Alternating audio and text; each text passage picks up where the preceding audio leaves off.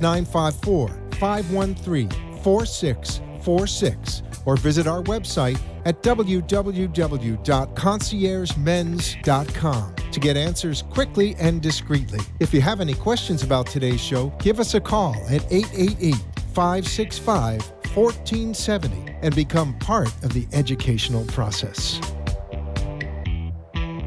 Lake Worth. Hello, South Florida and beyond, and welcome to the How to Stay Healthy show here on WWNN 95.3 M, living a longer and healthier life. We're sponsored by All County Healthcare, a Medicare-certified home health agency. I'm David, your host for this evening. You can listen to us every Friday here, 5:30 to 6 p.m. on The Drive right here. 95.3 M, 1470 AM. We're everywhere. AM2 TV, All County Healthcare, Facebook Live, YouTube, etc. We live stream on, like I said, All County Healthcare's Facebook page. You can also go to All County Healthcare's website to see past episodes. And if you have any healthcare questions, please call 1-888-717-7170. Ask for Maddie. She will be happy to answer all of your home health questions. And I'm going to give out the number here again in a minute, but I don't want to waste any more time. We're lucky enough to have Dr. Stuart Himmelstein, right from neighboring Delray Beach. He's on staff at Delray Medical Center and Quality Medical Associates of West Delray. And like I said, he's an internist, but we're going to make that a lot easier. He's a doctor for adults. Dr. Himmelstein, welcome to the program. Thank you. I was trying to get that out, doctor for adults, because we talked a little bit about that. Because internist is a little confusing for the general public. Yeah, so it's a primary care doctor for adults. Okay, that's a lot easier. Most of my patients are pretty much geriatric. Oh, really? Okay. Yeah. Okay. So you mainly I guess baby boomer age all the way until what's your oldest patient? Right now, about 104. Oh, wow. Yeah. Over 100. Wow. That's great to hear. We have a few kids in the practice that are around 60 and 65. Oh, kids. Yeah. Baby boomers. They're kids, they're babies. Some real babies who are only like 22, 23 years old. Yeah. So you go all the way, to 18 to infinity? Yeah. Now, I really wanted to have you on the program because obviously you have a vast areas of interest in internal medicine, which we're going to talk about a little later, but I really want to get into it. You have a unique story where you were maybe the physician who would talk to patients about, I'm going to say it, like a scary disease or kind of a scary development, and then fast forward, and you even studied that in medical school, but then fast forward, you came to develop a condition later in life. So tell me a little bit about, I guess it's kidney disease that you have, and then start with that a little bit, and then I want to know, obviously, what were you doing, where you found out, and then we'll go into a little bit more about that.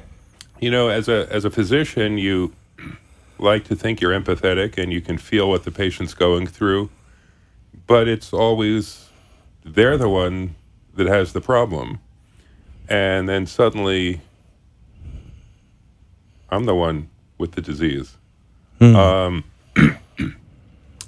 was randomly, being a physician, I will try to humorously say, as a physician, therefore a lousy patient, one doesn't usually do routine things like we advise people to do. I did a few blood tests in my office just off the cuff, and the lab values that indicated how well kidneys function were way off, showing a marked decrease in kidney function from an otherwise who was a healthy person. My mind started to turn. I consulted a few colleague friends who were kidney specialists and urology specialists who are the surgical anatomical types, and they helped work me up, and I found out that my kidneys looked like two small clusters of grapes. Wow, where did that come from? I'm a normal person.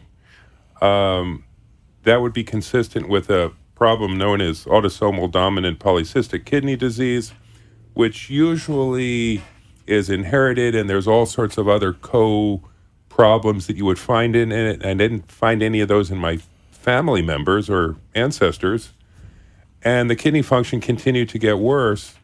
So we did some research, and with the help of my colleague and friend specialist, Dr. David Scott, who's a nephrologist practicing at Delray Hospital too. I was just going to ask you, did you talk to nephrologists as well? Yeah.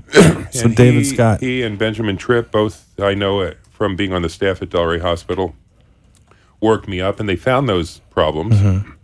And they helped me afterwards find out the specialist for congenital and cystic kidney diseases, who was a specialist at the Mayo Clinic in Rochester, Minnesota, which I think for anyone who doesn't live in the Midwest, that is one of those kind of surreal, imaginary medical places, Emerald City, so to speak. And that became a reality for me. And I called this doctor's office, Dr. Torres, asked if he was seeing a new patient. He was. I asked for the first available patient visit. That was 6 years ago. He was the most well-run, most organized place I'd ever been to, but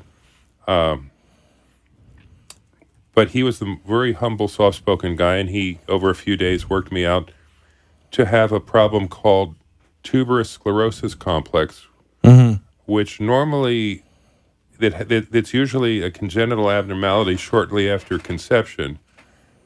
It usually presents in very young children as severe cognitive impairment and neurological abnormalities.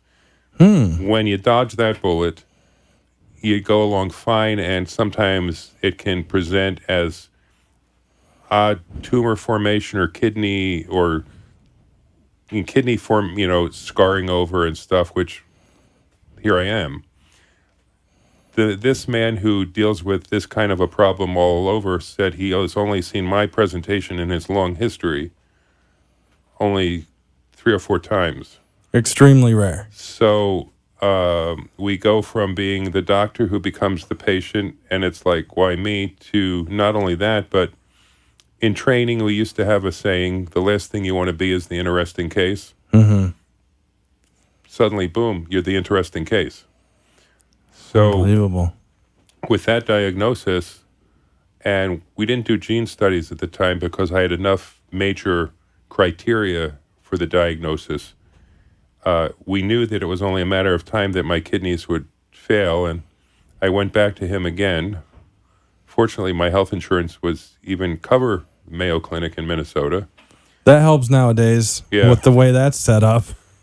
We won't go there, though. Let's stay on track. Yeah, we'll stay away from healthcare. Maybe for another show. But I'm just simply, it's like, okay, I won that lottery ticket. My healthcare insurance covers that. On to the next. So he wanted me back a year later for a follow-up, and at that year later, he looked at me and he said, I want you back in 4 months to be worked up to be on the deceased donor kidney transplant list because you're going to need one. Wow. Okay, my mind was in a spin. When I would go out there, I'd spend the weekend out there too, and it's like that weekend you would just sort of spend in La La Land, getting your arms around what's happening with me. I imagine anyone who's diagnosed with something really strange goes through that kind of thing, and got worked up. And since December of 2012, I've been on a deceased donor transplant list. For my blood type, O positive, the average is about 5 years for deceased donor. And I've gone back there once a year to stay on it. I'm active on a few different transplant centers for these lists. But also I became aware about a year and a half ago that you can be very successful with social media as a means to find people, if friends, family, relatives. People you don't even know. Yeah. It just takes a click to connect. Friends and family tried to help me, but they got screened out. The screening process for a live donor is very rigorous because, we first go by the adage, first do no harm. And some of these people, they got screened out for various reasons. And I even had a good friend halfway across the country whose wife was going to give me, but this dear friend of mine got very sick, and needless to say, the attention was directed elsewhere for very understandable reasons, I agree. But So we started this Facebook page about a year ago. We like and share as much as we can to continue getting the word out so that people will continue sharing and getting it out to others. And that has been found to be a successful way of bringing possible donors to people, because a healthy person only needs one kidney. You actually only need about the kidney function of about 2/3 of a healthy kidney. So Really? Wow. someone can donate a kidney, and there are a lot of people out there that do it. And actually, Scientific American and the National Institute of Health have published articles going over the statistics of how this can be done and how this has been successful. So that's where we are now, with the help of some of my friends at the County Medical Society, the Palm Beach County Medical Society, and Which you are a past. I'm a past president of it, and I've always been very active in organized medicine. Who can speak better for me and my patients and the social needs and the political, legislative and all than those of us in it? I mean, rather than having, no offense to politicians, but politicians telling you what they think you need. So we work very hard at advocating for what our patients need. I agree 120%. Before we forget, though, let's give out the listeners the name of your Facebook page, because we were just on that, so people can take a look. I know you put today what type of blood would be a perfect donor for you is O type. O positive. I saw that today. And then if you tell everyone your Facebook page. Well, the Facebook page, and if you do the search on the Facebook site, you search for New Kidney for Stu, STU, and you're gonna see that page. And there's once or twice a week we put a new informative post on there with all my contact information, the Mayo Clinic and the Mayo Clinic phone number, and the Cleveland Clinic, Florida, which is in Weston down here, a little west of Fort Lauderdale. Let me give those out. So Mayo Clinic number is 1-866-227-1569. Cleveland Clinic, Florida and Weston, 954-659-6750, option 3. We'll put this info up on All County Healthcare's Facebook page as well as it's on your page. Thank you, David. As well. I appreciate it. Definitely. So there's some info. And if you have any questions for Dr. Himmelstein, there comes a question in on my text right there. The bottle cap. It's Friday, so the bottle cap there, 1-888-565-1470 is the number. We'll be here till 6. Hold that thought, Dr. Himmelstein. We're going to take a quick break, and on the other side, talk to you a little bit more about this fascinating story on how to stay healthy. Okay. All County Healthcare, Inc. is locally owned and operated, serving the Tri-County area, Palm Beach, Dade, and Broward counties for the last 25 years. The practice of medicine is changing dramatically. All County Healthcare, Inc. still does it the old-fashioned way, where our nurses and healthcare professionals come into your home to service your medical needs, providing you the fastest and best care possible. For more information, call 954-717-7027. And remember, Medicare Home Care is covered by Part A of Medicare with no out-of-pocket cost to you. It's your decision, and only your decision, on what healthcare agency you use. Call today. All County Home Health Care, Inc. at 954-717-7027. License 200999096. You have been listening to the Concierge Men's Wellness Show. Visit our website for more information at conciergemens.com. And if you have a question, call into the show at 888-565-1470. Now, back to our show. Welcome back to the program, How to Stay Healthy, Living a Longer and Healthier Life.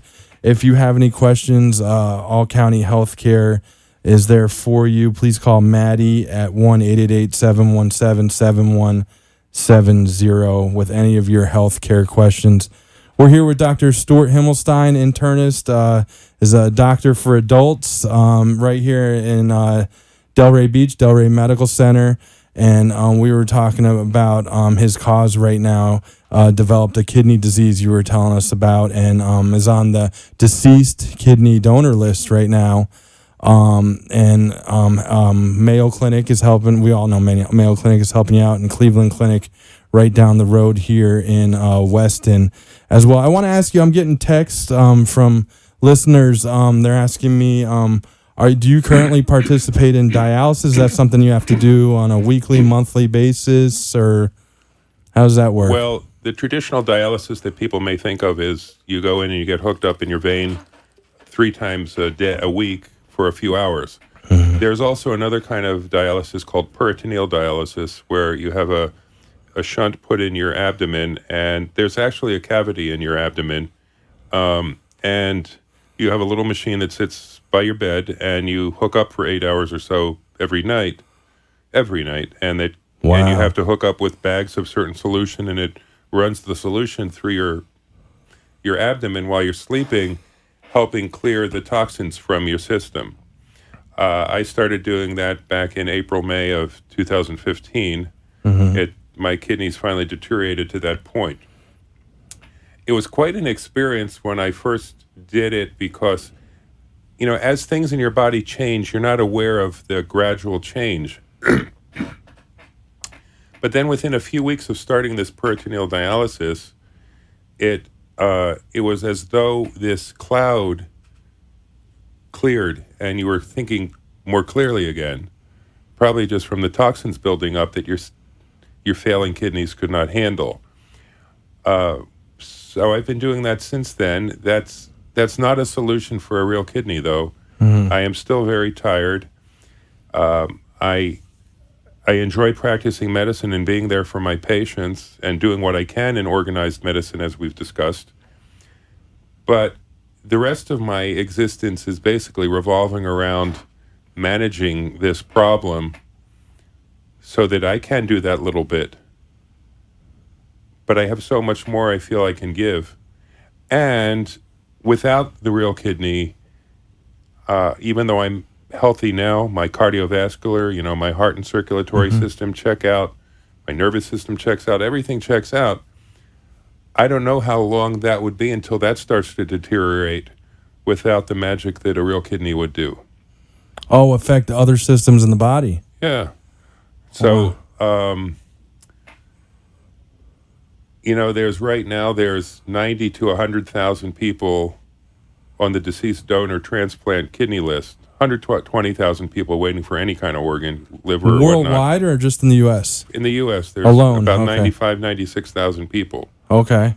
I don't think a fifth of that gets a deceased donor transplant per year, and that's why social media has helped find these walking angels, and people are mm-hmm. walking angels, and I know a few, and I can put people in touch with a few people who are years out from having donated a kidney, and it was the most rewarding feeling they've had, and they're still healthy, bouncing people. Mm-hmm. You've developed a network. Uh-huh. So if anyone wants to talk to any of those, I'll be happy to put them in touch with them. I know. I was reading fascinating stories on, it's your facebook.com /new kidney for Stu, STU. I was reading a story that you just posted yesterday about a donor, a young guy, mm-hmm. a donor. That was really neat to see. So that network is definitely there. I just have a couple questions. Before you said that your kidneys had shriveled to the size of grapes, I'm not familiar how big a normal kidney is. I kind of know in the body where they are, but I'm really a novice at knowing. It varies per person, size and everything, mm-hmm. how many centimeters or whatever, wide and long they are, but it's the kidney function that's actually taking place. And the transplant center, when they evaluate you, they do evaluate to see if your kidneys will match that other person's kidneys. I know one of my donors that stepped forward who wanted to give me a kidney so much, the center felt that their kidneys were too small mm-hmm. for me. And this walking angel, I know it crushed them that they couldn't donate the kidney to me. Is that because you're very tall, man? I mean, I'm 6'1", and you're, I'm going to say, what, you 6'6", 6'7"? Yeah, I'm 6'6". I weigh 250 pounds, and, a 100-pound person, Okay. So, but that doesn't necessarily mean the 100-pound person couldn't give it to me. Yeah, I understand. For what, the organs they might find functionally can do that. But also that would probably lead into another question I foresee you asking me would be, what if a person wants to give you a kidney but it doesn't match, or it's not a good match or whatnot? There's a process called paired matching, where if donor A wants to give to recipient A and donor B wants to give to recipient B, but they're not good matches, but in a big picture, donor B's kidney matches recipient A's needs and vice versa, they can bring everyone together, and none of the recipients will get a kidney unless their donor is stepping forward, but everyone ends up getting the best match. And that's kind of like social media. Everyone is brought together. Yeah. We've just brought it full circle here. But they have actually, there's an organization that actually has a computer program to put all the different variables in what makes a kidney a match together to make sure everyone's got the best match. Let's go there again. Who is your ideal match? I know it's blood type O. O positive. O positive, okay. But actually an O negative is the universal donor, and O negative. That's right. What's the easiest way for people to find out their blood type? Because I'm going to be honest with you, I couldn't tell you my blood type right now. If they're otherwise healthy, makes me sound horrible, I think, but if I'll put in a pitch for another thing here, but if they're a healthy person, the next time you see the Red Cross wanting blood donations, go do it. Donate blood, and they'll tell you what kind of blood type you're. And they do the testing. They test your blood as well. And then the other side of it is there's always a stigma with organ donors. I'll be honest, I'm not an organ donor. There's no reason why. I just haven't signed up. But I think there's always that stigma there. Is could they ever take my organs when I was if I was in a car crash or something? Or God forbid you're in a tragedy. If you're an organ donor, are they going to try as hard to save you or whatever? Yeah. I don't think that's the issue. They're going to go do everything they can to save you. Yeah. And then if you don't make it, then your organs could save a whole bunch of people. Yeah, because your kidneys will go to two different people. Your liver can that's right. They actually split the liver, and the liver can go to two different people. Unbelievable. There's lungs and hearts that go, corneas, unbelievable. Skin. Is there an age limit to kidney donation? I think for the most part it's somewhere, and don't quote me on this, it's somewhere in your mid-60s or 70 years old. Okay. So, there's a long time people have a chance to donate. And like you said, people really only need one kidney, or even you said 2/3, right? Yeah, I'm saying 2/3 for GA if you calculate out things. But someone only... otherwise healthy person with no kidney problems doesn't need more than the one kidney. Okay. Some folks say, God gave you a spare, share it. Yeah, definitely. No, that's a good point. Again, it's facebook.com/new kidney for Stu. We're right here on the air right now, 1-888-565-1470. If you have any questions for Dr. Himmelstein, he's an internist at Delray Medical Center. And I want to get that right. Quality Associates of West Delray is Quality Association of West Delray. Okay, yeah, that's your office. That's close enough. Yeah. So, how do you feel day to day? Do you have some days that are better than others, or does it vary, or is it kind of the same? I think clearly, but I pace myself because I do get tired. I get tired a lot easier, and just don't have the oomph that sometimes you need to. Just be you. Do you have to be on a strict diet as well? Does that help? I do need to be on a strict diet. Okay. It's kind of a boring diet. Anything with a lot of potassium in it, like bananas, tomatoes, cantaloupe, potato skins have potassium in them. I can't have phosphorus, which is all dairy products. So the heck with splurging on that ice cream sundae. No. Chocolate. So chocolate's good for the heart, but not for the kidneys. Not for the kidneys. Well, dark chocolate, I'm saying. You got phosphorus in that, and any kind of grain or nut is got phosphorus in it, and I don't have the kidneys to process the phosphorus. And even though I take a special medicine with meals to help bind the phosphorus, still, you don't want to put stuff in that you can't clear out. This is closer to a Mediterranean diet, a lot of fish, a lot of vegetables that aren't the ones you mentioned, olive oil. Yeah, that would probably do. Okay. Yeah. But I know it's stricter than that because I see the way you're looking at me. So but that's okay. All the fun stuff that, you splurge on. Nope. Let me ask you a question. I got another text from a caller. And can kidney disorders be inherited? Is this something that genetically kidney disorders? Yeah, kidney disorders can be inherited. This could be inherited. This kind of the disorder doesn't, but the genetic abnormality that can lead to this. Sometimes, if you inherit the disorder, it doesn't necessarily declare itself and present. Also, people with different kind of connective tissue diseases, inflammatory diseases, diabetes, and hypertension can suffer gradual reduction and loss of kidneys. I'd like to think that the thing about my kidney disease and my loss, since it was a genetic disease inherent in that kidney per se, the new kidney, unlike some people who have kidney failure from various medical reasons, the new kidney in me will not suffer the same fate because it doesn't have that genetic defect. I see.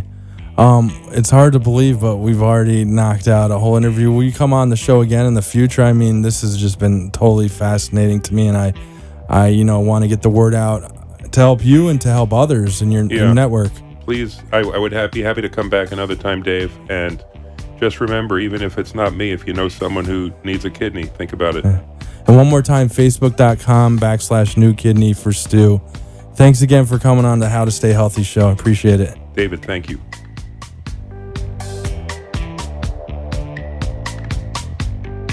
You have been listening to the Concierge Men's Wellness Show, making men feel great again and making their mates smile.